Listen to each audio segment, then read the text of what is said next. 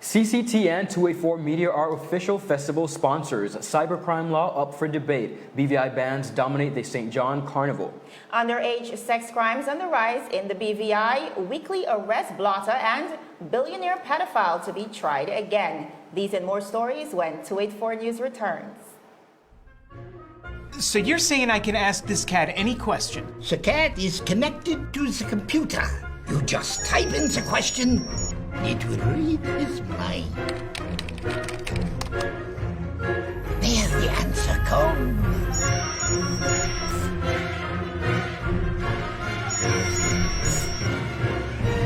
You're the man! I've been looking for this for weeks. Brilliant Hands and Minds tutoring services, one-on-one tutorials in math and English, intense homework assistance, academic enrichment, school projects, effective communication and public speaking development, sign language for adults and children on Saturdays only. Registered with the Virgin Islands High School Certificate Program, Brilliant Hands and Minds can help you too. Offering intense curriculum-based training to help you or your loved ones get their high school diploma. It's time to make your family's education a #1 priority. Hurry, space is limited. Brilliant Hands and Minds Learning Center. We are the trained education professionals.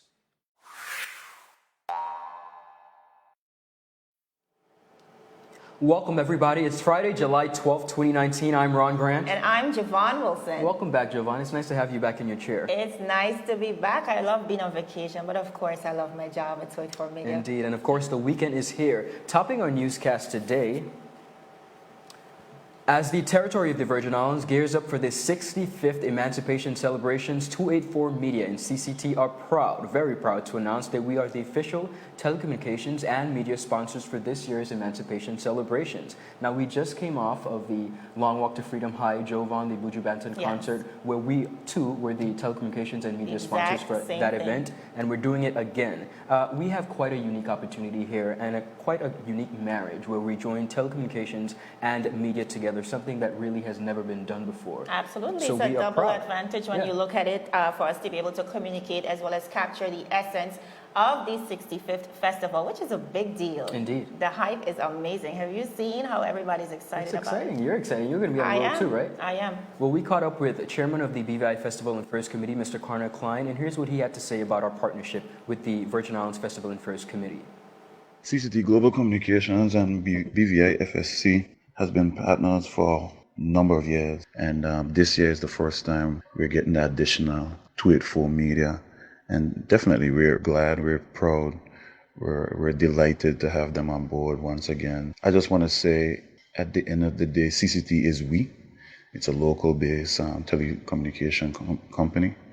We're looking forward to strengthen relationships, so we expect this throughout the years. It's all about partnering in order to make festival a grand event for future. Now, Jovan, you of course are going to be on the road with the Imara Revelers, all right, and I'm going to be on the sidelines commentating just in case you pass out and you need a bottle of water. I hope you enjoy yourself, but we're definitely looking forward to a wonderful, wonderful time. Of course, the lineup is out, and a lot of excitement has been garnering from not only regionally but internationally. Yes, people are definitely purchasing their tickets, and like you said, the anticipation is at an all-time high. As the time boils down to our 65th, I just saw somebody posted a picture of their booth in progress, saying that it's 14 days. That was like a wow factor for me. Yes, 14 days to our 65th festival. So we're pretty much excited about working along with the committee on this one. And of course, 284 Media and CCT, we are ready and geared up. So be sure to look out for us on the road to festival.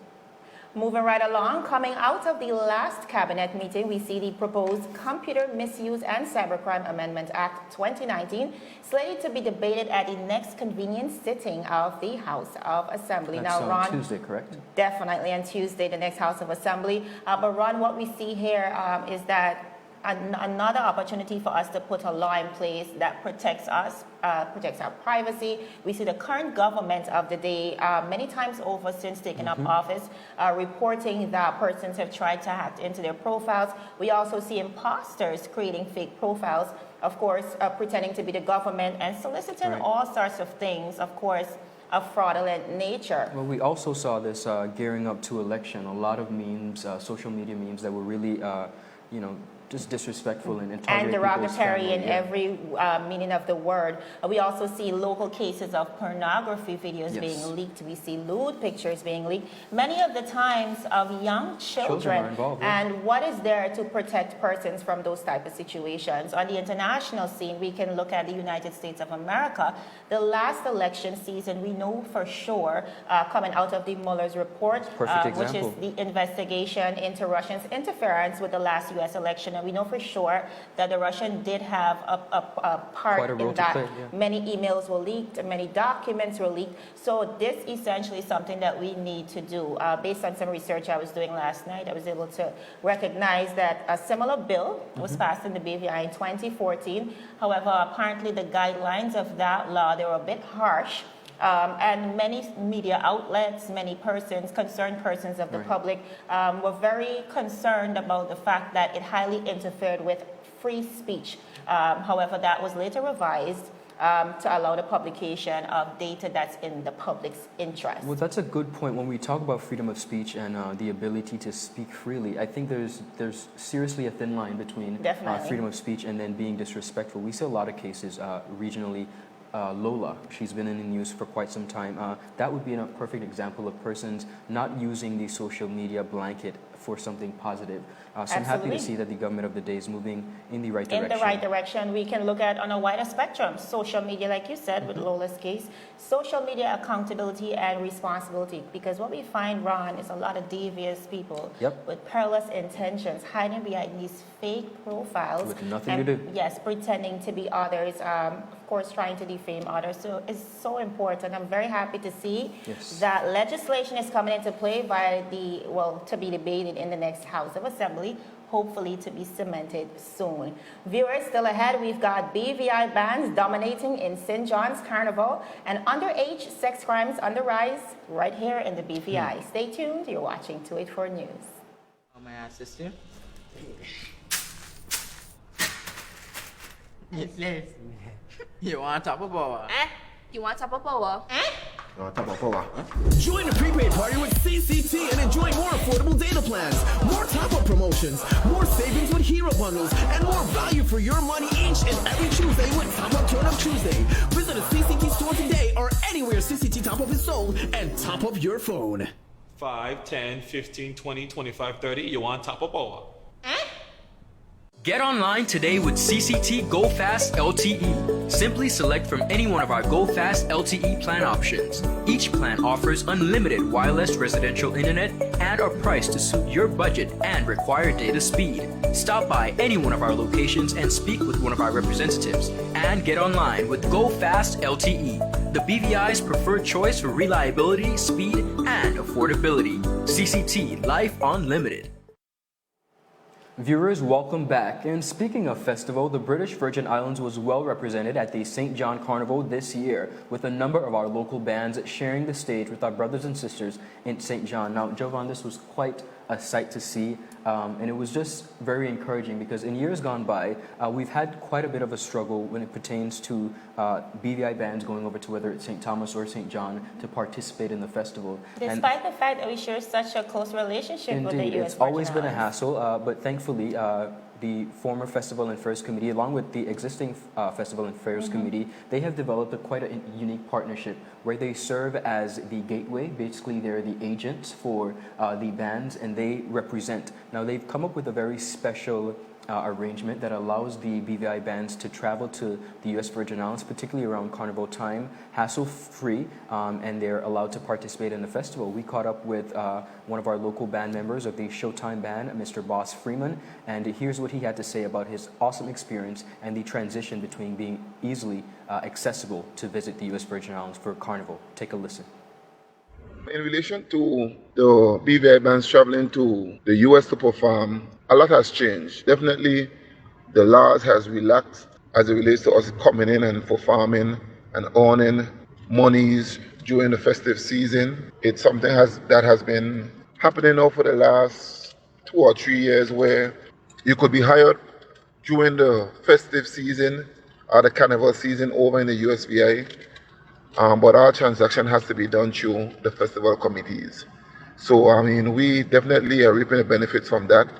And we are glad that it's happening now at this time.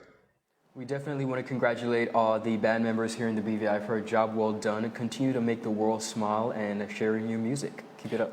Definitely, and I just want to add to that, Ron. I think the BVI is home to a plethora of talent. And while, yes, in the past we've seen persons doing well locally, regionally, internationally, I find of recent, I don't know, there's something going on in the air. I'll tell you this though, when I was speaking to a number of the band members, Mr. Raul Sprav of Vibe, as well as Boss Freeman, they really and truly admitted that there's a high demand. There's a high demand for local Virgin Islands music. So that in of itself shows us that, you know, we have a great thing going and we got to continue to share it with the world. And even on a wider spectrum, we see persons represented in tourism. We see persons represented in sports. And now a chunk of our culture over there in the U.S. Virgin Islands. And there's nothing like VI music. Yes, nothing at all. yes. So I really love it. And also what I love about this opportunity as well and our culture is the fact that, for example, we can look at Primetime and Lashing Dogs being honored while they're still here this weekend at the parade.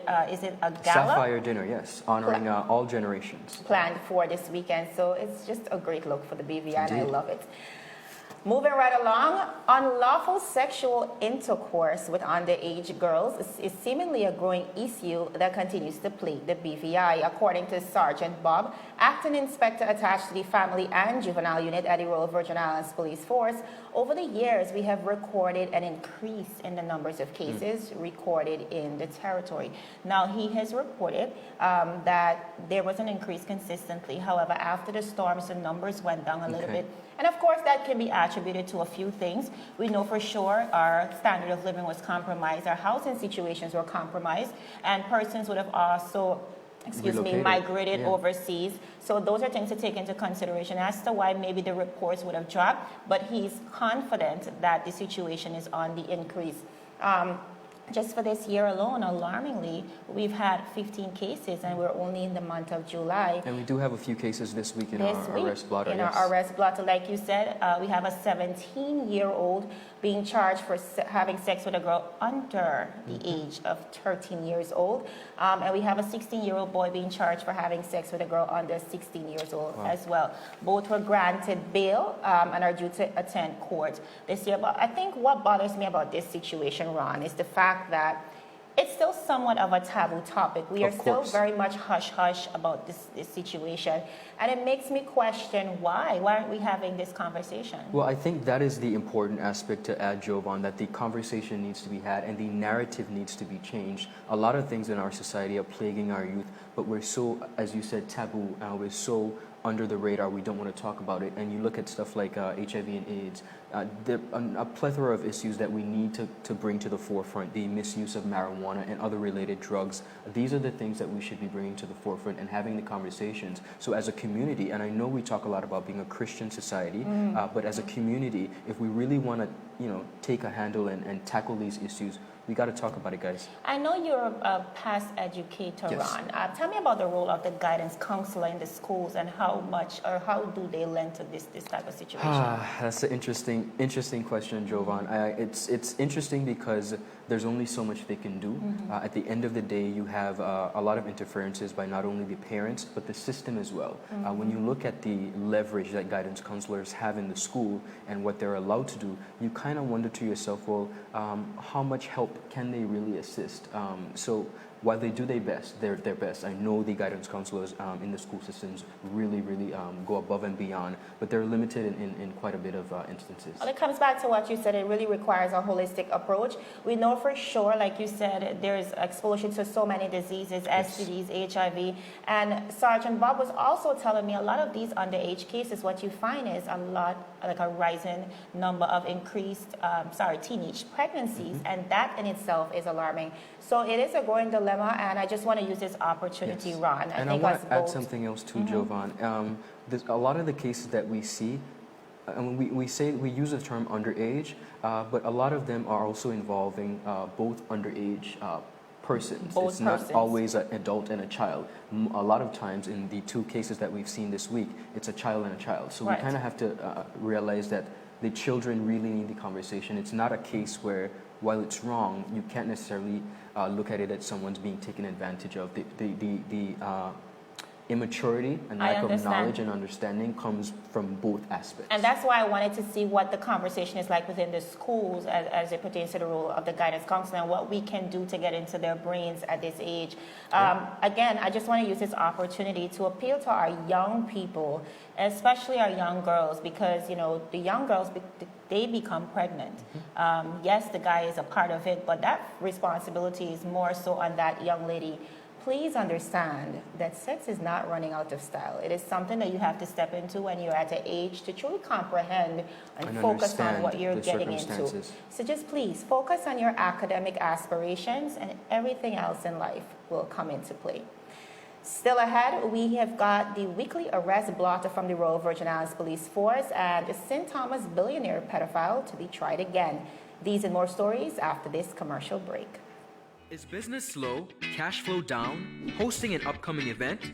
We can help. Advertise with 284 Media and take your business or event to the next level by enhancing your present marketing and messaging strategies. Allow our team of experts to create a personalized ad that sets your business apart from all the rest. This could be your business or event. So, what are you waiting for? Contact our marketing team at 284media at cctbvi.com. Advertising with us works. When you need to stay connected with friends and families at home or abroad, the best choice for you is Freedom. CCT Freedom. With the lowest rates in the market, our Freedom plan gives you unlimited calls and texting. Plus, our Freedom One package includes 10 gigabits of super fast, unlimited LTE data and unlimited calls to the BVI, USA, USVI, Canada, Puerto Rico, and UK lines. Why pay for overages when you can enjoy CCT Freedom? Stop by at one of our stores today and speak with one of our representatives to find out more about our CCT Freedom packages. And on the regional scene, 12 years after he escaped federal indictment and got away almost scot-free, attorneys from the Southern District of New York has reopened the case against billionaire pedophile Mr. Jeffrey Epstein, who is now a resident of St. Thomas. Yes. Now, a few things to note about this case. He was tried in 2008. He pleaded guilty to solicitation of minors to engage in prostitution and served, Ron, could you believe, a mere 13 months.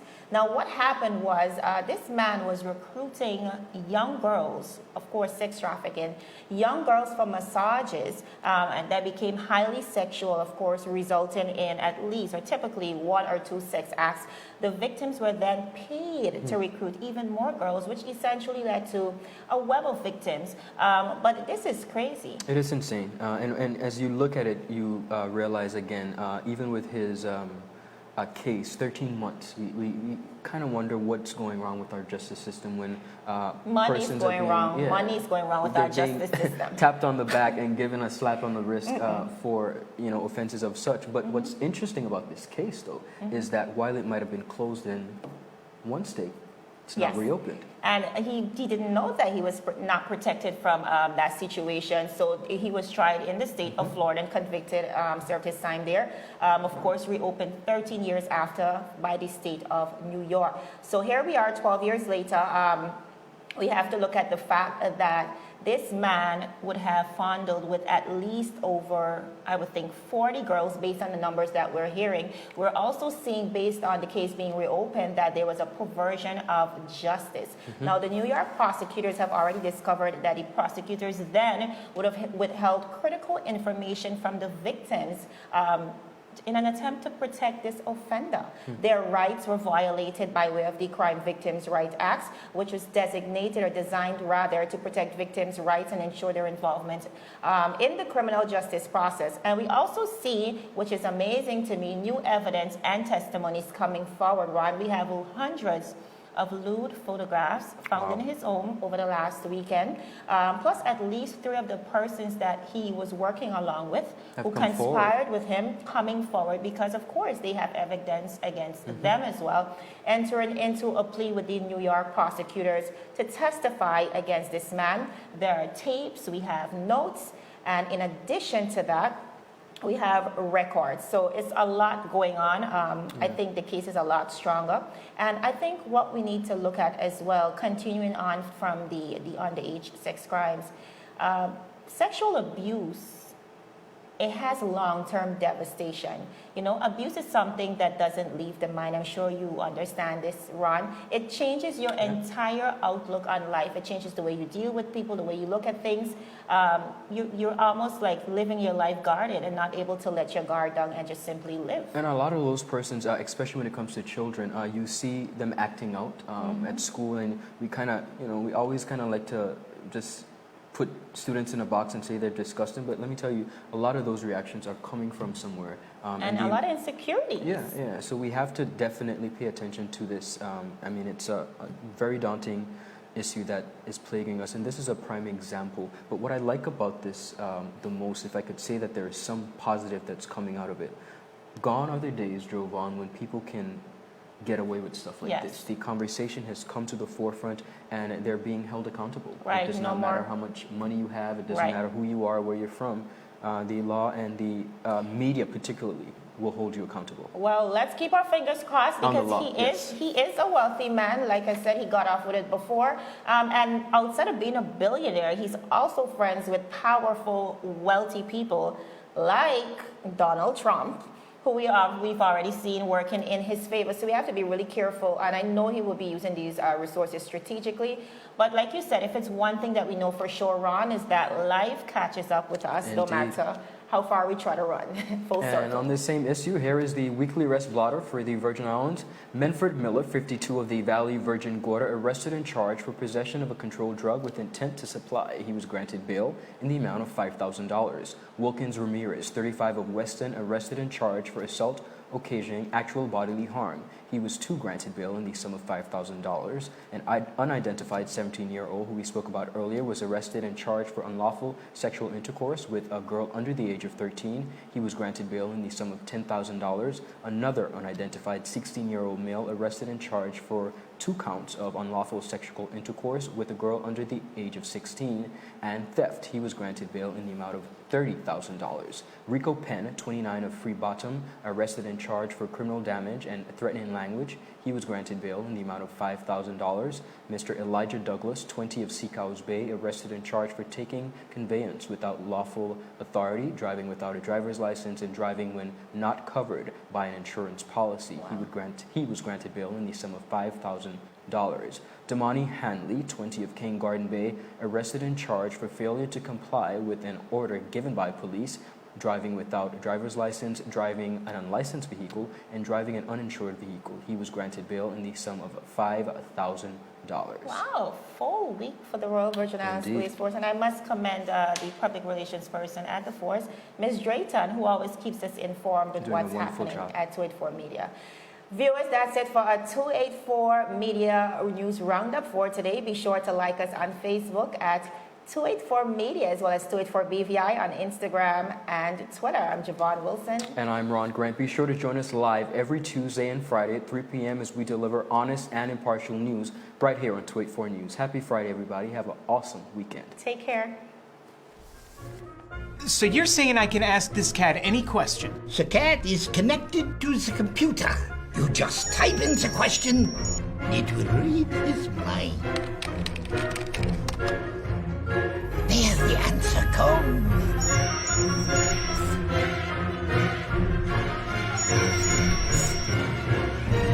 You're the man! I've been looking for this for weeks.